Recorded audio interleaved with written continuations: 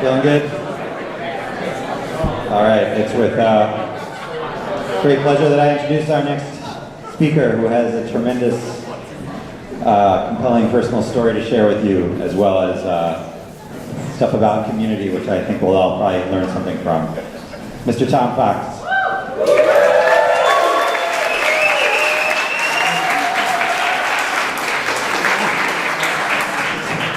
Hello. We're going to get into a little bit more about me in the show, so I'm just going to basically kick this off by saying over the last year, about a year ago, I had a major change in my life, and since then I've been sharing a little bit about my story, and I've been encouraged to share it with others in order to help them. So this is my attempt at doing so be gingerly.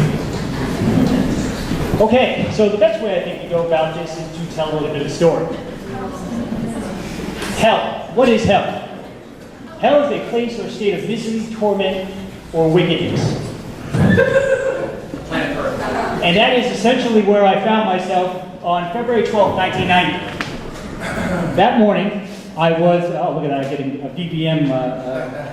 That morning, I found myself on the business end of an old lady's broomstick. Apparently, I had fell asleep on her doorstep. More importantly, I fell asleep on her Sunday paper. Well, she got her last good crack in. I lifted my head up and saw the Daily News saying that Mike Tyson just got beat by Buster Douglas. And I was like, huh, that's kind of interesting. As I got up, I handed the old lady her newspaper, gave her a look that probably took about 10 years off her life, and started walking. It's at that time I noticed it was a little bit colder this January than I had remembered, and that was because I looked down and I didn't have any pants on. I had a long trench coat on, some Doc Marten boots, a t-shirt. So I started going through my jacket to see exactly what happened. Why am I here? What I pulled out was 16 bundles of Crazy Eddie and Red Devil, which is a street name for angel dust. So I'm not sure if I had smoked them all the night before or for the week leading up to that. But we're going to get there. It's at that time I realized that something had to end. And the end essentially is a point that marks the extent of something, the extent of what I had gone through at that particular point in time. I was 19 years old. It was interesting, shall we say. So, I'm 9 years old. I grew up with my grandparents. I was 9 years old. At the time, I didn't really have a lot of friends. I was kind of ostracized by the kids in the neighborhood because I grew up with old people and they didn't kind of understand. It was the 70s, so it wasn't like people got divorced. People just lived in separate rooms and were miserable. So I was the only kid on the block with these really old people that were raising me up. So kids didn't really understand it. So I didn't really connect with the kids in the neighborhood, except they all knew me for one thing. I was able to figure things out. I could take apart TVs and radios and put it all back together and have a grand old time. Well, this is about the time that the ADT alarm systems were gaining popularity in houses. And the older kids in the neighborhood had created quite a lucrative business of breaking and entering. They had figured, well actually what had happened is their success ratios had diminished exponentially since the installing of the ADT alarm systems. So one of the little kids in the neighborhood said, hey, you know what, this guy Tom, he knows how to figure this kind of stuff out. Why don't you see if he can help? So of course, there was older kids, they were paying attention to me, and I walked up to the alarm system, I took a pack of Wrigley's gum, chewed a piece, and then took the foil and shorted out the alarm, and we now had a new business model.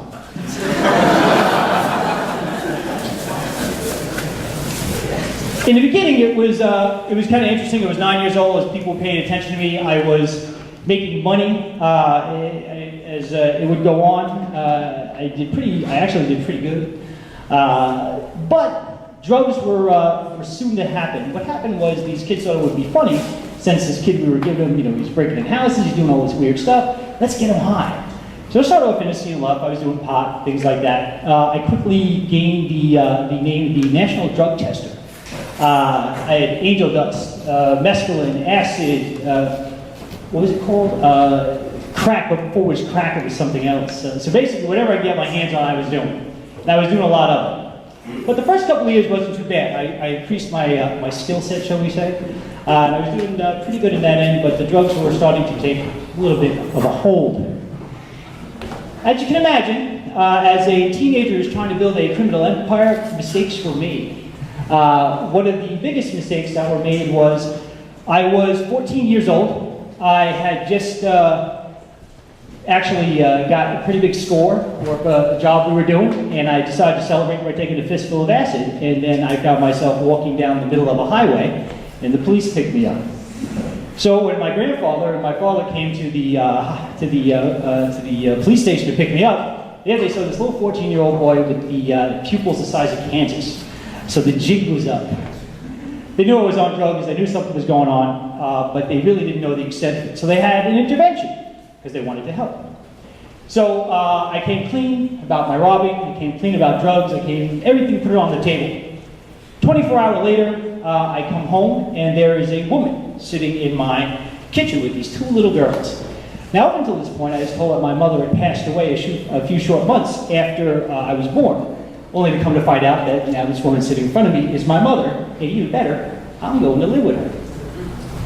Like right now. So, they shipped me off to my mother. The first year was okay with my mother, even though I was still into my criminal activity. I joined a gang, but it was about a year after that I was living with my mom that my grandmother passed away. She had a major stroke, and when I went to the funeral, I was told I was not allowed in because I was a bad kid and I killed her. So I was 15 years old. The only person that ever raised me, or actually even kind of cared, passed away, and I was unable to go pay my respect.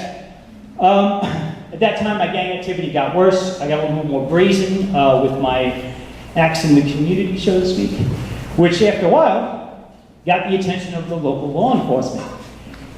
I unfortunately entered into a game of push and shove with the police department that lasted about a year. So they would choke me with a billy club, I would slash the tires on their car. They tuned up my ribs, I would smash out the windows of the cruiser. They arrested me, and I would set up, I would attack them on their patrol routes with little, I guess, improvised devices. As you can imagine, this did not go too well. After a while, I found myself having to leave town because I had a few warrants out for my arrest, which I really didn't want to cash in on. So I took off for New York City. And in New York City, I stayed predominantly on the street. My drug addiction had gotten even worse. Bearing the news of my grandmother, I thought it was true. I thought I killed her. So I just kept doing more and more drugs. Angel dust became my drug of choice. And oftentimes, I would find that after I mugged old ladies for money for drugs, that this would be dinner. And I would typically go through garbage cans and find something to eat. So, since this is the abridged version, this slide's going to represent from the day that I woke up on the old lady's doorstep to 2004. In that time, I was married, divorced, I had a child, I lost custody of my child, had a nervous breakdown, I battled depression, I battled alcoholism, and I was on the verge of being institutionalized as a crazy person. It's in 2004 when things really started to change. I started connecting with people in the community. And for the first time in my life, people had said, there's something inside of you, maybe you don't see it, but I do. And I'm going to help you work through that. One of the first people I did that was Jacques de Villiers. He was the president of Junior Achievement of Western Massachusetts at that time. And Jacques had very nicely, we were sitting in his office one day, and he goes, oh, Tom, that's, I was volunteering for Junior Achievement. He goes, hey, Tom, where'd you go to college? I go, well, I didn't. He goes, okay. Where'd you go to high school? I go, well, I dropped out. He goes, okay. He said, well, then I got to ask you, how are you, at this point in time in my life, he goes, how are you writing books about personal finance? How are you traveling the country speaking about these topics? How are you working with organizations like USA Today and building national education programs? I'm like, I don't know. They told me to figure it out, so I did. That is one gift I am thankful for in that period of time that I reconnected with, is my ability to figure things out. And then also connecting with good people to help reinforce all those good attributes that I do have inside. Which brings me to today. Today I am a business advisor. I help businesses and entrepreneurs strategize, connect with resources, and launch ideas. I have 2 radio shows on Clear Channel. One is about economic development, the other one is about entrepreneurship. I recently finished up a term as the chairman of the board of directors of Junior Achievement. I sit on the financial stability board of the United Way. I say puppies for burning buildings, blah, blah, blah. Life is a lot different. And that is how I came to the conclusion of how to walk through hell with a smile on your face. By all the people that have helped me since 2004 to now, thankfully, a lot of those people are in the room. So I want to say thank you very much for not only being here, but thank you very much for the impact you've put on my life. Because without any of you, I most definitely would not be here. So, thank you. The first thing I learned, step one, submit. I knew it all. I was untouchable. I was, no one could get at me. I had money at the time. At one point in time, I was actually, adjusted for inflation, I was making more than a surgeon makes today. At 15 years old, that buys a lot of comic books. It also buys a lot of drugs. I learned at that point in time that when you submit to something larger to yourself, and really what I was submitting to was the aspect of just living, taking a part of life. It's not anything I really did. All I really knew, and I guess up to that particular point, was pain. And I didn't think there was anything beyond that in life. But when you meet good people and they connect with you and really try to cultivate you, you start to see that there's a lot of different facets of life. And even though you've been looking at the dark, there's great, but there's a ton of light as well. You don't really figure that out until you basically cash in and say, you know what, I have problems and I need help.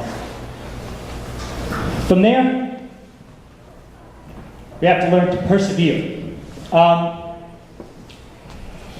didn't really understand that when I was younger. I didn't understand that things got better when you surround yourself with negativity. That is basically all you know.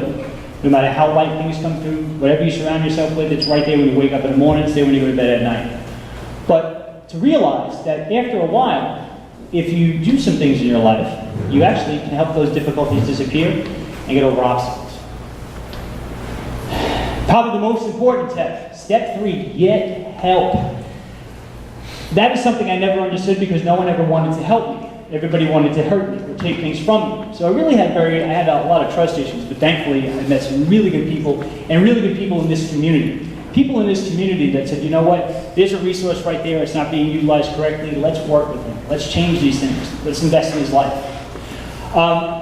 That help fundamentally made an impression on my life that helped me develop a philosophy that it takes a community to build an economy. It's not only that we have to build our infrastructure within our communities, schools, businesses, and so on, but we also have to build up the infrastructure of our youth. And sometimes their lives are really not that pretty. And we have to take a look and see how we can reach out and help them. That's why I do a lot of work with youth initiatives at the school. From there, listen. And I know some people may laugh that I actually have this in because people accuse me of not listening. But I most definitely listen. I understand that we have 2 ears and 1 mouth, so we can listen twice as much as we speak. But when I listen, I don't just listen to the things my mentors are saying. I'm listening to the things of the people that are surrounding me. There are a lot of people in this room that may not believe that they had a direct impact on my life, but they actually did just by being there, letting me hear how they did their life and how they got over obstacles, because that gave me hope that I'm not the only one going through this, or that even if I stumbled and I had some struggles, people were going to be there to help me out along the way. The next step I would say to somebody that's having challenges is reflect. This happened to be the most difficult part of this whole process. Within this time, I had 3 suicide attempts. I did a Gantt chart, I guess. I laid out every bad thing that I could remember in my life. I just want to point out the things I could remember. And I wanted to find out what was the common trait amongst all of them. What was that one commonality? And I found out what it was. It was me. There was nobody else to blame. There was I was responsible for every one of my choices, but I didn't realize that. Which led me to the next conclusion that after you reflect, you have to change. And that change is difficult. And this is very astute in and of itself. You do not change direction, you may end up where you are heading, and I was heading nowhere good. Now, thankfully, by trying to work through change and listening to what other people have to say and help me out in my life, I'm now trying to help others change as well. Which leads to giving back. Once you're able to get through hell, I think it's very important that we turn around and run right back into it. We have to help other people. I'm doing a lot of work now to help others in the community.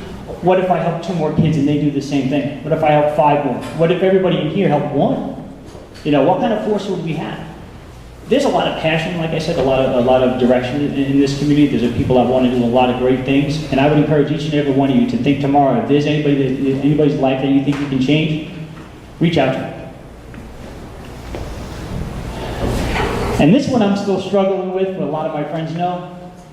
But live. And I guess I like this quote the best. In 3 words, I can sum up everything I've learned about life. It goes on. It is a full contact sport. If it sucks, it's still going to go on. If you're happy, it's still going to go on. If you're indifferent, it's still going to go on. But the point is, it goes on. So you just can't roll up in a ball and die. You know, even with, I mean, I joke with people, well, now I can joke about it after trying to commit suicide, but I said, the one thing I found out I'm not good at in life is trying to kill myself. And that's not a bad thing. I appreciate that. Because then I came to this conclusion here that, you know, there are tremendous things in this life. I have a beautiful community here. I mean, we have beautiful mountains, bike paths. It gets too damn cold in the winter. But we all have our crosses to bear. So, that is my 8 steps to personal evolution. Submit, persevere, get help, listen, reflect, change, give back, and ultimately live. And with that, I'll take any questions on it.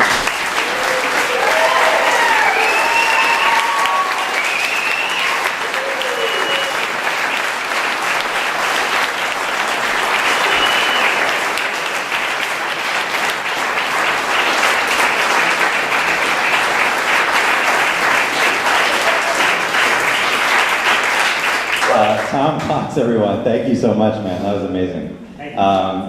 So we have time for some questions, and here's one right here. Aside from your steps, is there anything that you used to use as a strategy to survive when you were at the bottom that you advise people now when you talk to business? Strategy. One of the reasons I'm not incarcerated right now is because I used to go to great lengths to detail every one of the jobs that I did on it. If the cop turned down this street, we turned here. If we did this, we did that. We knock out his tires if we need to knock him out. Strategy, strategy, strategy. And I've used that always in my life as a way to cope. Thankfully, it's a skill that transcends being a criminal. And now I think it's legitimate. More questions for Tom. One in the back over here. What effect, if any, do you think that the criminal justice system had, whether positive or negative, on your development? What effect did the criminal justice system have, either positive or negative, on your development? I learned to dislike the police. Whenever they would come near me, it was to hit me with a billy club, chokehold me, throw me in the car. So I learned they don't communicate well. Or they communicate forcefully, which makes you not like them. So what do you think was the stage where you just basically disconnected from what might be accepted behavior? You know, you said something about doing the lock picking. Was there something that you can see looking back that more or less allowed you morally, if you developed morals at that point, where you could step over that line and just go ahead and do it without any remorse? When my grandmother passed, I wasn't allowed into the funeral. That really, I was already in a bad place. That just amped it up to 11, as Spinal Tap would say. And I got, like I said, more ambitious and a little bit more reckless, and ultimately did a lot of problems for myself. This is Silver. So, Tom, we all know stories of lots of kids that are in this terrible spot, and people that have done intervention try to help them, and they sadly don't make the change. What was different? I mean, there's always some element of luck. What was different about the interventions people did with you? What was different about you that allowed that change to happen, so we can think about it when we try to help? Did everyone hear that? Yeah. Persistence, actually, I'll go back to slide step 2. Perseverance. Deal with people that are going through difficult times. They may not realize the harm that they're doing to themselves or to others. I sure didn't. You know, I had no problem taking other people's lives into a gamble. Like I said, this was the abridged version. The long version is a little bit, I think we'd all have to get everybody riddling here at the end. But, I'd say stick with it. I mean, that's why it's important to work on our school system too. A lot of these kids don't have an opportunity. We have Springfield School District that has a 56% graduation rate. Holyoke, roughly 57-ish. Rebecca Lisi, I don't know, you have to tell me, right? Every one of these kids that drop out of school represent a $250,000 drag on the economy. In just Springfield alone, 2012 through 2013, we caused a $107 billion drag on our economy because these kids will not be participating in it. They'll be taking government assistance and reducing the tax base. These are kids that have tremendous amounts of talent, and they really need help. People to go into the schools, people to mentor them, and people really to reach out. Because listen, I'm just one person, and I'm kicking my ass right now, trying to do the right thing. I can imagine that when you save some of these kids, you'll have a small contingent of folks that want to do the same. Got someone in the back. Is that cool? Go ahead. Yep. Renee. What's your advice to people dealing with regret and shame? Advice for regret and shame. As bluntly as I can put it, get over it.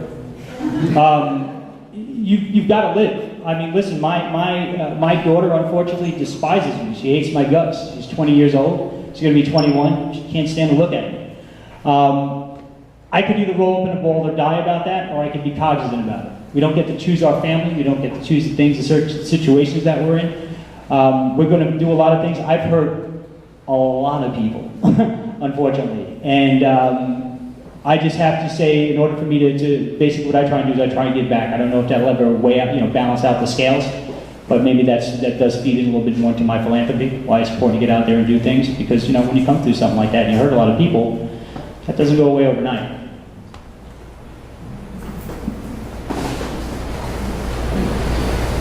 Any more questions? Yeah. Right Oh, here. two. Over here? Go ahead. Yep. Oh. Be one of you. Stop. In the red dress. Yes. So, Tom, as a parent and as somebody that's gone through, what would you give for advice on both sides of the ship? You've been through a lot. You've abandoned your family. Thanks for putting it that way.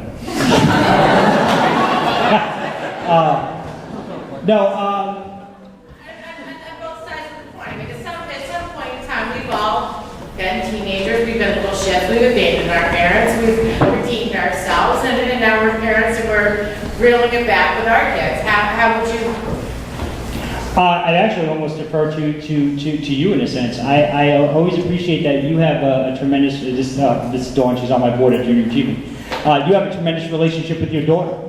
I think that having a relationship, an open relationship with your child and your parent helps to mitigate a lot of these issues. You can talk about things more openly if there's an element of trust. I didn't have any trust with my grandparents. I didn't have any, especially, finding out, well, this woman, my mom is, I've been told for all these years my mom is dead, and all of a sudden I come home and there she is. It causes a lot of trust issues. But if you build a good relationship of trust, I think with parents and with children, you can have open dialogue. That really helps people to mitigate a lot of these challenges in their life. And I don't just, yeah. When I was doing a communications project for a nonprofit a while ago, they had a handout that they were giving to people who had been in the criminal justice system who were considering talking to the media, and it talked about the pros and cons of self-disclosure. I was curious about your views on the pluses and minuses of people telling their own stories versus trying to put things sort of behind them. I leave that up to the individual. Right now, I started my own business. It's 4 months that I'm into my new venture. If it comes back to bite me in the ass, then so be it. But if I can go into, Jeremy Casey and I actually, he's back there, he did a nice talk with me at SciTech last year, and we had a little girl who's 14 years old walk out of the crowd and say, I'm having trouble with angel dust right now. So if I wasn't in that arena to talk to her about that, then where would she be? I don't know. But listen, if I can help in that kind of stuff, then that's just fine by me. If someone doesn't want to hire me because of my background, I think honestly, I think it's an asset. I've been through a fair amount of stuff, and I'm a little resilient. And I also, I've got a pretty crazy mind. So that's why I think I like business coaching and advising, because you help to bring these innovative solutions to people. You've been there, you lived it. So I think it comes down to someone personally, if they find it's important to share. I was encouraged to do it, and I had great people that turned around my life, so if I didn't listen to them, that would be foolish. Thank you, everyone. Thank you, Tom. That was awesome. Thank you. Thom Fox.